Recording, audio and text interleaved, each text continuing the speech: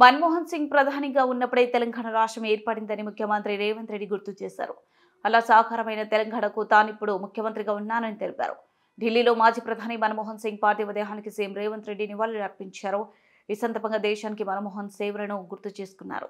మన్మోహన్ సింగ్ మరణం కాంగ్రెస్ పార్టీతో పాటు దేశానికి తీరని లోటు. మన్మోహన్ తీసుకొచ్చిన లిబరలైజేషన్, ప్రైవేటైజేషన్, గ్లోబలైజేషన్ దేశాన్ని బలోపేతం చేశాయి. సమాచారాన్ని హక్కు, విద్యా హక్కు, ఆహార భద్రత చట్టాలు సరిగా న్యూక్లియర్ డీల్ అయిన ప్రవేశపెట్టినవే.